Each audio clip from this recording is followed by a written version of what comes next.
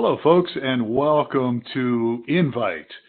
This is part of our follow-up formula webinar. This is actually the fourth webinar we've done, although you don't have to necessarily listen or view the other three webinars, although that might be helpful. And if you want some more information on those other ones, if you've missed them, please let us know. Just send us an email at support@StreamingChurchtv. We can bring you up to speed on this, but this has been a fun webinar series, and today we're going to talk about how you can turn your members into inviters. I guess that's a word, inviters or invitees, I don't know, but we're excited about this, as we are with every webinar, because our company called StreamingChurchtv does much more than streaming video. We like to help ministries and organizations use technology to reach people, and not just reach them, but to connect with them and turn them into not just people that come around once in a while, but regular people who can grow spiritually and share their faith with others. So without further ado, I'm going to go ahead and introduce a couple people here, one of which is my partner in crime. His name is Steve Lacey. He is the founder and CEO of StreamingChurchtv. He has been around the internet since, I guess, since the 80s, somewhere in that area there. Before most people knew there was an internet, Steve has a background in the aerospace industry and has been serving his church and churches for many, many years. Has a heart to reach people, a heart, again, to help organizations, churches use technology. Steve, how are you today? I'm doing great. Glad to be here. And yes, that's my claim to fame. I was on the internet before there was a web browser. Wow. So fortunate to be in the aerospace business and doing some things internet-wise. So, degreed engineer, and you certainly bring a lot of that experience into what we do with StreamingChurch.tv and mobile apps and content management systems. So we're glad to have you here. And then I'm Phil Thompson, as I mentioned earlier. I have been working with Steve probably about 10 years, although I've known Steve for over 20 years. Part of my church back then. I have a background in broadcasting. I have a degree in broadcasting as well as pastoral work. I kind of did two things. I was kind of bivocational most of my life, working in Christian radio, helping start some radio stations, as well as churches, serving churches, helping pastoring, and all that good stuff. So I love what I do, and it's a pleasure to be here. And then I want to introduce our main speaker today. His name is Craig Smee, and Craig is a fellow who's been around for a long time in the business world as well as the ministry world. He comes from South Africa originally, although he is in the States now. He's a pastor. He's what you might call a digital evangelist, written some books, speaks, works a lot with social media. And Craig, how are you today? Good. Thank you very much, Phil. It's good to be here again. Good to be here. Yeah, it's always good to have you here, and we love listening to your South African accent. And it sounds like you're getting more and more like an American, though. Well, I can't live in the southern part of Oklahoma and not pick up at least some of y'all's drawl. That's right. Well, welcome to the States. I know you've been here a while. So Craig, today you're going to continue our webinar, and you're going to talk about inviting. And so I'm going to turn this thing over to you. Thanks so much, Phil. And I think that the key to making sure that we get people inviting is that we create a sense of excitement about their engagement with your church or your organization. It's very easy when somebody is coming in the door for the very first time to put the right foot forward, to welcome them, to make them feel good about being there. But then the discovery process that we often go on dissipates very quickly. And before they can move from discovered to engaged, we tend to lose them through the cracks. And if we can make sure that we are transferring somebody that's in discovery over into an engaged user or an engaged member of our organization, of our church, we're really going to be getting the excitement coming out of that formula to make sure that inviting happens. In the secular world, one of the biggest spends the organization has is on brand building and marketing their brand. And certainly in the church world, we don't try and sell a product. We don't try and sell a brand. We're selling something far more valuable than that. and we're promoting something far more valuable than that. And so when we have a look at the concept of building our brand, it really is up to the people that are part of our organization to get excited to become our brand ambassadors. Otherwise, we may as well just shrink back into the norm of buying advertising space and paying people to come to our organization. And certainly as a church, we want to create a movement. We don't want to sell a product.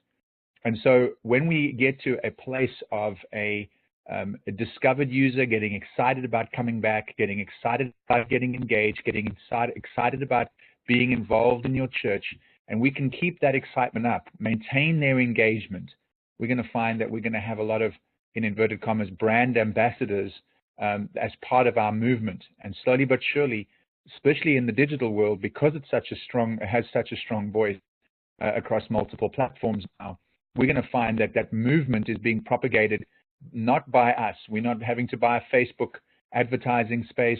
Not that that's a bad thing, but we've got so many brand ambassadors out there speaking well of our organization, their growth, their discipling, how much they're improving and growing as families, and we can start speaking of the fruit of Christ in people's lives because of their engagement and discovery of our organization. Well, we're then going to create a movement that pushes on and creates a very viable invite culture. So having a look at that and what we've already covered, we really need to bear in mind that the invite culture is directly attached to our discover and engage activities. The invite culture does not exist without those two working really, really well together. And really, the invite culture is the piece that closes this engagement loop. And I see that I still haven't fixed that spelling mistake on slide number 1. But it closes the engagement loop. And you really want to be able to enable digital discovery, promote that participation, and then the dialogue. And once that dialogue starts kicking off on social media platforms, people start talking about your church, start talking about the fruit of your church in people's lives. And you're enabling an invite culture. And this, in turn, drops people back into your digital, your real world activity. We've discussed over the last couple of weeks the definition of those two primary audiences, and we have a look at those two primary audiences in the second slide, and you'll see there that we really are in a place of a discover, somebody in discovery, and we've discussed this at length, that part of creating excitement in the discovery mode with the intent of creating an invite culture is not just having a place where people can discover your organization, but having the ability for you to discover people coming to your organization. What do we know about the people who want to get to know us? What do we know about our community? What's being spoken of in our community? Why are people looking for a church in our area? What is the biggest Google search result that's bringing people to our website? What are they dialoguing with their friends on social media? And so it's not just about, hey, having a good advertising campaign to bring people in your front door. No, as soon as somebody engages in any way, and remember we spoke about somebody becoming an engaged user, the moment they ask for Google directions to your location and arrive there, they are as engaged as somebody who's been at your church for 10 years. They've taken as much of a step of faith to be there and to engage with you by arriving at your front door. Whether they're coming onto your online streaming platform and here they arrive at your platform and you've activated the email follow-up process that Phil and Steve's organization have so ably put in place. Are you following up again? Are you just giving them a shout out via that email, or have you set up proper follow-ups so that people know that you're really interested in discovering them? Romans chapter 12 and verse 9 sets the theme for this when it says, don't just say you love people, genuinely love them. We so easily tell people that we're a great church, that should bring their family. We're just saying that we'll love them. But by actually creating genuine discovery moments where you're discovering the people that are coming in, you're actually sowing into your invite culture because you're showing people that you wish to discover them. Then the engage people piece is when people start asking the question, how can I be a part? We best be in a position to be able to give them mechanisms of being a part. To get somebody to the point of arriving at your church, coming a couple of weeks, coming back, and then saying, yes, I want to be part of a small group. I want to be part of, I want to do something. How vital it is when somebody gets to that place. for me and for the growth of the campus that I look after, that moment for me is as important, that I place as much priority on follow-up when a new person arrives at my church and asks the question, how can I be a part, as is somebody's follow-up when they raise their hand or they put in a little card saying, I've just received Jesus. More people come to church looking to be a part than find Jesus in your church. We certainly looked at the statistics around America, and more Christians are going to new churches than non-Christians going to church. People are finding Jesus in the marketplace. They're finding Jesus wherever, because the Holy Spirit is moving on people wherever they are, pressing them towards their salvation. So we mustn't just think that the only engagement that we need to look at and have a really good ironed out plan for is our salvation engagement. No, we've got hurting, broken people, even though they've accepted Jesus, putting up their hand finally and re-engaging with church, perhaps after some hurt. And we miss that question when they ask, how can I be a part? Now, that question or that indication can come in many ways. It can come in having a look at your statistics. How many new people did I have in the room today? How many new givers did I have? Because certainly when people start giving and tithing in, that is a major engagement milestone. It's not one that we need to necessarily focus on, but it is something that we can measure as seeing how well we're doing with engagement. And then when people give regularly, or they start tithing in or placing their offerings in, recurring giving, we know that they are all in. Once somebody indicates that not only are they interested in engaging, but they actually engage with, for example, giving, or actually engage by signing up for a small group, it's those people that we need to re-inject the same passion that we had when they walked in the front door and we were excited to see new people arrive at our church, new people arrive on our streaming platform. We need to inject back the same passion when they make that step of engagement, because this is the point where we either platform them to be part of the invite culture or just be part of the participating culture. Many Christians will participate at their local church. Not many Christians who are participating get so excited about their participation that they actually press forward into this invite culture. When we get the passion for discovery working with the passion for engagement working, we're going to get a natural invite culture. And then we'll look at how that works in the big three. And if we have a look at that third slide, we'll see here that there's fundamentally three primary conversations we need to have at any given time with how we're doing. Discovery. Is it two-way? Are we providing the right information, and are we getting the right information back? Are we providing easy engagement steps from someone in discovery to be able to use our content, right content on the right platform for the right audience, and then they will then naturally want to be involved? So many churches have so many programs that they can get involved with, but people can get involved with. But really, when we look at it, to get involved in those programs is a program itself. And really, we want to be seeing that there's easy engagement. Jesus Christ took risk on engaging people and engaging with people.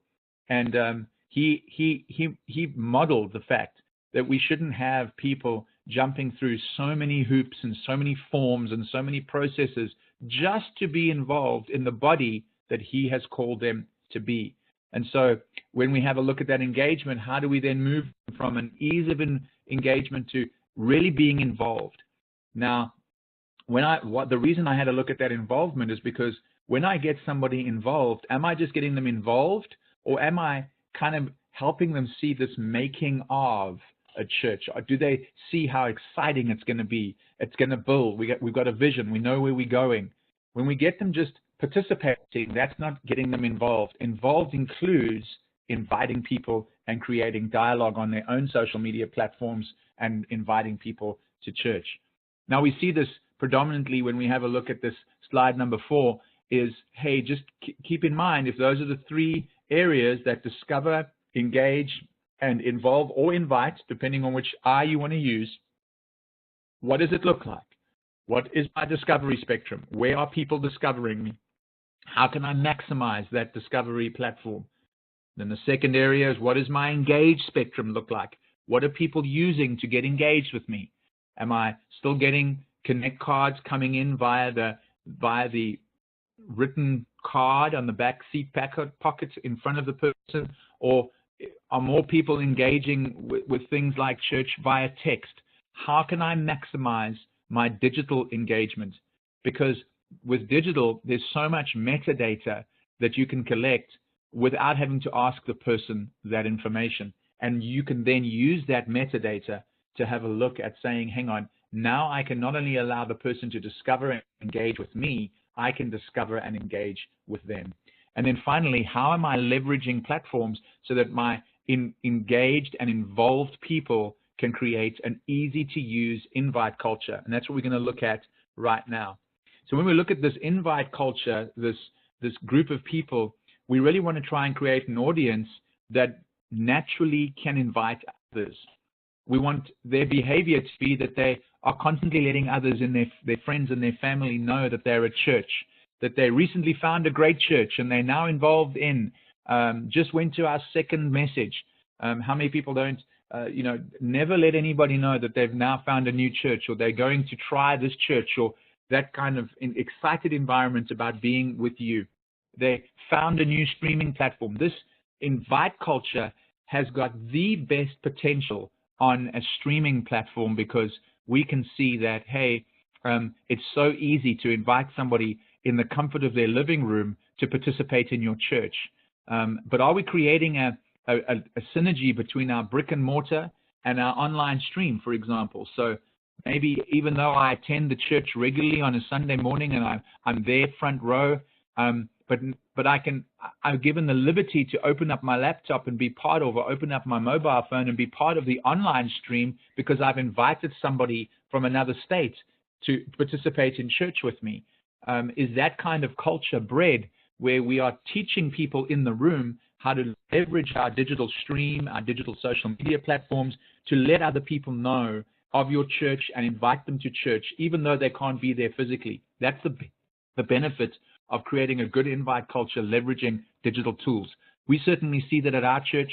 We encourage people to, if they can't get their friend to come to the church, that we allow them and show them, demonstrate to them how they can invite their friend to the online platform and then participate with their friend online during the service. So we've kind of created that culture here where we are. Are they excited about their engagement, or do they feel like their engagement at your church is just a task? If we can show them a journey, if we can show them a digital path to their engagement and their involvement, they're going to want to tell people about where they are. Sharing and rating, share messages and the impact it's having on their lives. Share. Everything that we create, we need to make sure that we're creating content that's easily shared and that has the ability to be shared. So many times I see on a website, contact us. I click on the contact us link, and there's directions to the church. There's all the times, but I can't share that with anything. I can't take that away. I can't tell anybody else that that's where it's at. Just by adding an invite button to the bottom of your contact page, I click on the invite button and it sends that whole content page where the church is to the friend that I've just invited. What an easy way of allowing those who are involved to send people invites directly from your page, directly from your Facebook page, and of course directly from your streaming platform as well, which just sends the link and information about doing church online. What should our response be? We need to be encouraged sharing at any time. We need to be facilitating ratings, not being scared of them. When I say facilitate ratings, when last did you check on your ratings on your Facebook page and see that people have left comments? Some of them are negative, but by handling those negative comments well, we are demonstrating that we are really wanting to discover and engage people. Just because somebody rates your church negatively doesn't necessarily mean that needs to have a negative effect on your church. What you can do is, by how you handle ratings and how you demonstrate that you're willing to receive that feedback, you are demonstrating that you're willing to discover and engage the people that are discovering and engaging you. Am I monitoring the comment channels? For example, so many churches have an app right now, and people leave comments about the app in the App Store, and they've engaged. They've put out a comment there that the app functionality wasn't great, or it was a fantastic app, or really love this church, and all of those comments go unattended. Are we making sure that we're checking on all of the channels that we are actively participating in, that any feedback, any rating, any comment that comes in on those channels is being addressed, and we are discovering those who are discovering and engaging with us. We need to embrace social media usage at the campus. It's no longer acceptable to get up in the pulpit and say, put your phones away. Sadly, you've just lost half of your congregation, because that is how people participate. I've looked at this and wrestled with this so many times, and I've just needed to come to a place as a communicator that I need to fill the gap with trust and not suspicion. As soon as I see somebody with their phone out, I shouldn't suspect that they're updating their Apple, their iOS on my Wi-Fi. I should suspect that they're engaging and inviting.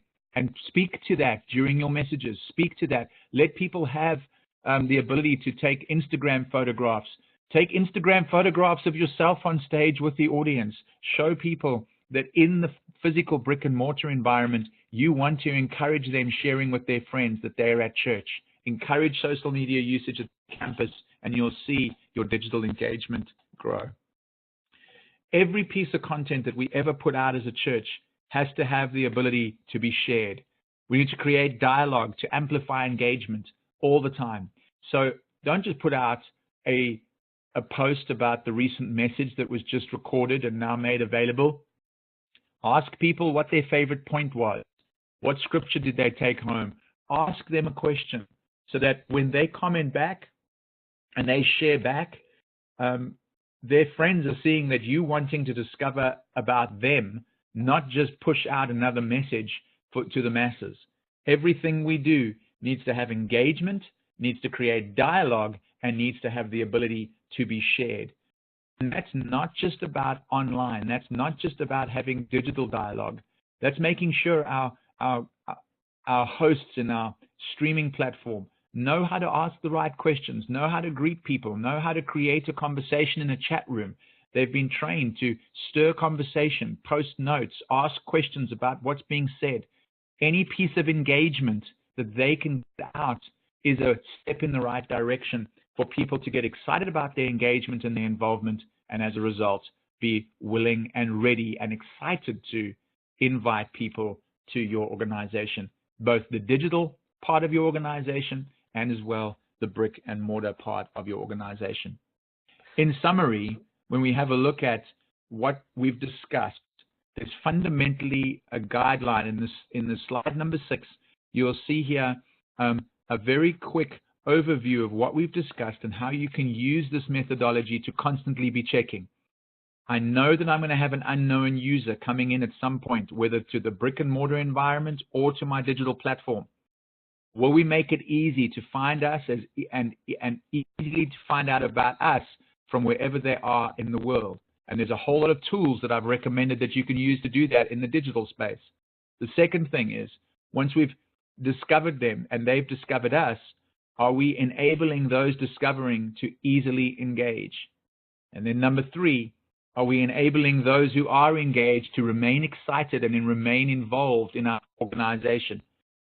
And then finally, if we are able to do that, are we enabling those who are engaged and involved to easily invite others to discover? And when we've done that, the circle starts again, and we are now starting to grow our organization in our digital thinking and in our digital engagement approach.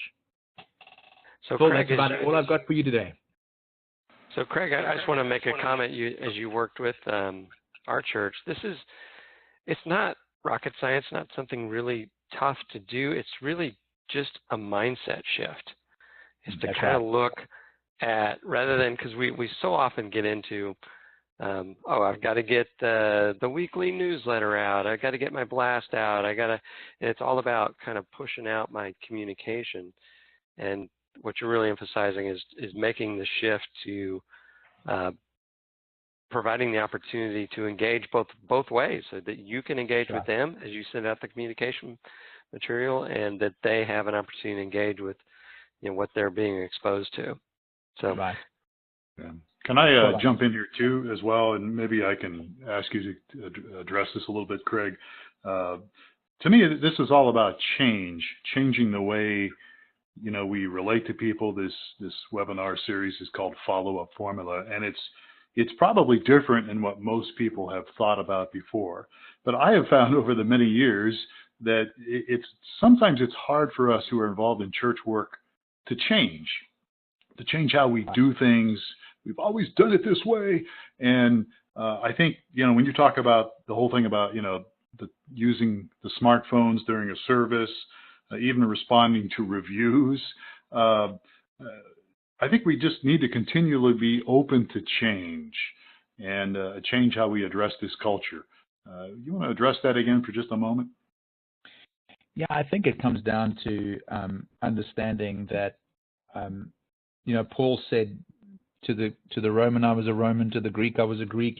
He was able to shift and change. And really, when it comes to change, we can really be spending a lot of money and time on new systems and new ideas and new this and new that and new the other.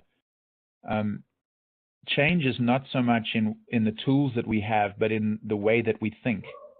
And this doesn't need to cost a whole lot of money or a whole lot of time and effort to make this change. It just means that as we're going about our daily engagement, are we thinking it through? That word on slide number 4 that really gets me is a lot of leaders assume they know their audience, the assumption model. And cultures are adopting new platforms, new ways of communicating. My son does not communicate with his friends in the same way I communicated with my friends at my age. Even now, I don't communicate the same way he does on the same platforms. But if I just simply ignore that platform, I've lost that whole generation.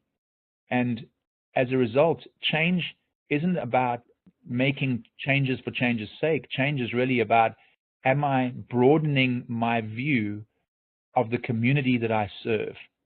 Am I constantly keeping my view not on what I use, not assuming that what I use is what everybody uses and how I do it is what everybody does? Because here's the deal. If I take my habits and I turn them into a rule that I impose on other people, that's religion. And that's not the freedom that Jesus Christ will have us have in meeting people where they're at. Mm-hmm. And so when we take our own habits and turn them into a law, and that law becomes what we impose on others, we're in serious, serious trouble that we're only ever going to gather those that are like us. And certainly Jesus wasn't about gathering people that were just like him. He was gathering all that would hear, all that would be a part. And so really change is so much about changing the way we actually do things, but sometimes it's just about broadening our view of the people that we serve. If that answers your question, Phil. Yeah, absolutely. I wanted you to kind of expound on it, and I think you did a really good job, because it's definitely something we have to have a mindset in. Right. All right, good. Well, this concludes our 4 webinars that we've had, although we want to let you know that we are always available to help you with any questions. Craig is available. Craig is involved serving a local church in the Oklahoma area. He has his own organization called Nimble.Church. Just give us a moment. What is Nimble.Church as we wrap up here, Craig? The concept is birthed out of the fact that God wants all to be saved, but not all are in church. And so we need to be able to be speaking the word anywhere. Nimble being able to change, able to think differently, and also to reach and be nimble enough to reach people that aren't necessarily within our immediate reach. And so it's a collection of people that, number one, are serving God by sharing the word on multiple different platforms, but then also helping churches adopt platforms so that they can get nimble with their message and get their message out there. Yeah, that's good stuff. So it's Nimble, that's the domain. Nimble.Church is the domain. And of course, you can reach Craig at Nimble.Church. And you can reach us. Our domain is StreamingChurchtv. And the email, of course, is support@StreamingChurchtv. And again, as I said earlier, we not only help organizations, churches, ministries use technology with streaming video, mobile apps, and content management, websites, but we are here for the long run. We've been around since 2001, and our goal is to help churches reach people, and not just reach them, but help them become followers of Jesus and help them continue to do very similar to what Craig just talked about here. So with that in mind, I'm going to conclude things. Steve Lacey's with us. Thank you, Steve, for your time today. It was great as always. Craig's been a great influence at my home church, and he can definitely help the churches that are using the StreamingChurchtv product. That's right. And Craig, again, thank you for your time today. It's been my pleasure and my honor. Thank you, gentlemen. All right. Thank you. I'm Phil Thompson. And again, we hope that you have a great day. Thanks for being with us with these webinars. And we will talk to you next time. Have yourself a great day. God bless.